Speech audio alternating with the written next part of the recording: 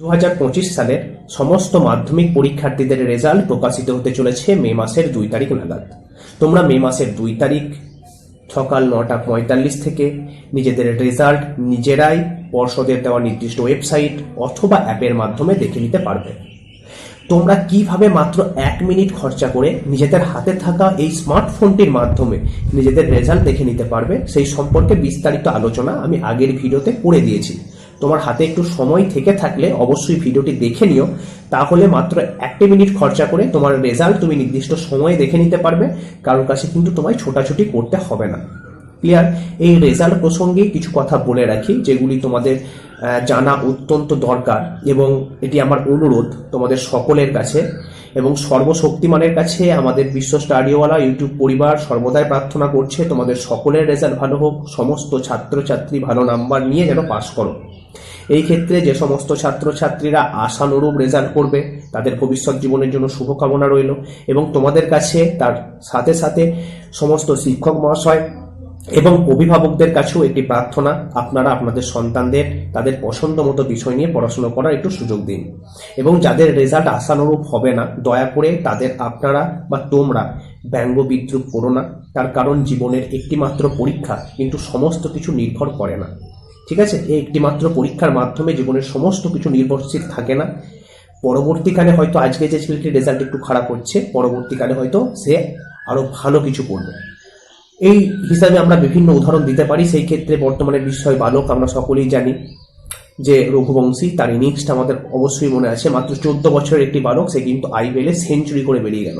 তাই সেই ক্ষেত্রে কার কোন দিকে প্রতিভা আমরা কিন্তু কেউ জানি না। তাই দয়া করে ব্যঙ্গ বিদ্রুপ করো না। যাদের রেজাল্ট আশানুরূপ করছে না তাদেরকে একটু সাহস দিও, যারা অনুত্তীর্ণ হচ্ছে তাদেরকে অবশ্যই সাহায্য করো পরবর্তী বছর যেন তারা ভালো রেজাল্ট করতে পারে। ঠিক আছে? দেখো, রেজাল্ট দেখার সময় তোমাদের কিন্তু কয়েকটি সমস্যার সৃষ্টি হতে পারে। প্রথম সমস্যা সেটি হচ্ছে প্রথম 10 মিনিট হয়তো সাইটে একটু সমস্যা থাকে।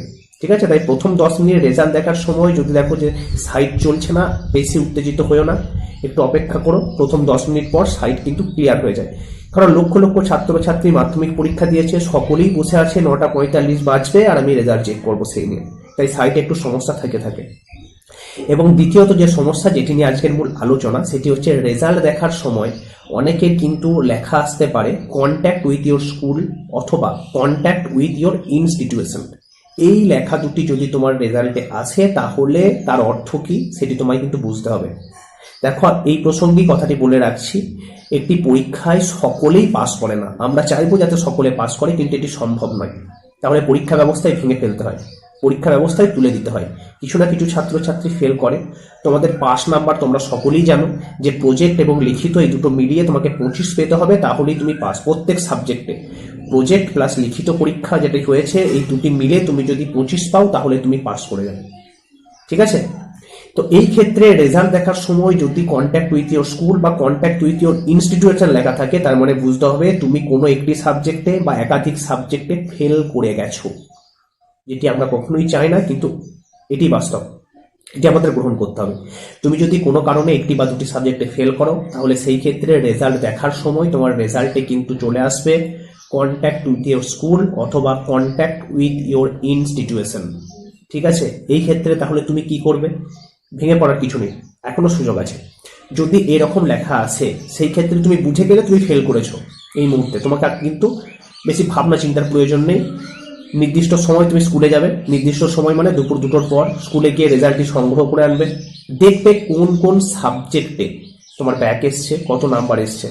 যদি দেখা যায় যে পাস নাম্বারের থেকে জাস্ট 1-2 নাম্বার কম, এই অবস্থায় তুমি দাঁড়িয়ে আছো, সেই ক্ষেত্রে তুমি রিভিউ করতে পারো, তুমি স্কুটিনি করতে পারো, মানে পিপিআর এবং পিপিএস করার সুযোগ তোমার কিন্তু থাকছে। ঠিক আছে? এছাড়াও তোমার যদি মনে হয় তুমি যা পরীক্ষা দিয়েছিলে তার থেকে তোমাকে অনেক নাম্বার কম দেওয়া হয়েছে, তুমি তোমার নিজের খাতার জেরক্সটি হাতে নিয়ে দেখতে চাও, সেই ক্ষেত্রে তুমি কিন্তু আরটিআই পর্যন্ত করতে পারবে। আরটিআই করলে নিজের খাতার জেরক্স নিজে হাতে নিয়ে দেখতে পারবে, এবং রিভিউ স্কুটিনি অপশন তো থাকছেই, যার ফলে তোমার খাতাটি আবার নতুন করে দেখা হবে, নাম্বারগুলি যোগ করা হবে। রিভিউ, স্কুটিনি, আরটিআই এগুলি কিভাবে করতে হয় সেই সম্পর্কে বিস্তারিত তথ্য আমি গত বছর আলোচনা করেছিলাম, পারলে সেই ভিডিওগুলো একবার দেখে নিও। আর তোমরা যদি বলো, আমি পরবর্তীকালে অবশ্যই রিভিউ, স্কুটিনি এবং আরটিআই নিয়ে বিস্তারিত আলোচনা করব। তার জন্য একটু অপেক্ষা করতে হবে। কেন? তার কারণ পর্ষদের তরফ থেকে একটি নোটিফিকেশন জারি হবে, সেখানে এই সম্পর্কে বিস্তারিত কিন্তু বলা থাকবে। এই বছর তোমাদের রিভিউ, স্কুটিনি এবং আরটিআই করার জন্য কোনো নিয়মের পরিবর্তন হচ্ছে কিনা সেটি আমাদের জানতে হবে। তাই কিন্তু আমরা নোটিশের অপেক্ষায় আছি। নোটিশ যখনই জারি করা হবে এই সম্পর্কে সবিস্তারে আলোচনা আমাদের চ্যানেলে তোমরা কিন্তু পেয়ে যাবে। ঠিক আছে?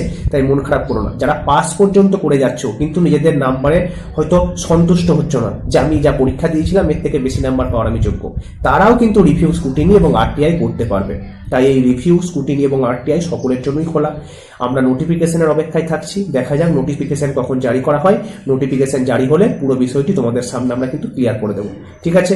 তাহলে আপাতত এইটুকুই তোমাদের বলে রাখলাম যে তোমার রেজাল্টে যদি লেখা থাকে কন্ট্যাক্ট উইথ ইউর স্কুল বা কন্ট্যাক্ট উইথ ইউর ইনস্টিটিউশন, তার মানে বুঝতে হবে তুমি কিন্তু কোনো সাবজেক্টে ব্যাক পেয়েছো। ঠিক আছে? মন খারাপ করো না। আশা করছি তোমাদের সকলের রেজাল্ট ভালো হবে। আর যদি পাস নাই বা করতে পারো, পরের বছর সুযোগ পাচ্ছ, পরের বছর আরো ভালো করে পড়ে আরো বেশি নাম্বার পেয়ে ভালো মতো পাস করবে। এই আত্মবিশ্বাসটি নিজের উপর রেখো। ঠিক আছে? তো চলো, ধন্যবাদ। আজকের মতো এইটুকুই। দেখা হচ্ছে পরবর্তীকালে নতুন নতুন তথ্য এবং আপডেটের সাথে।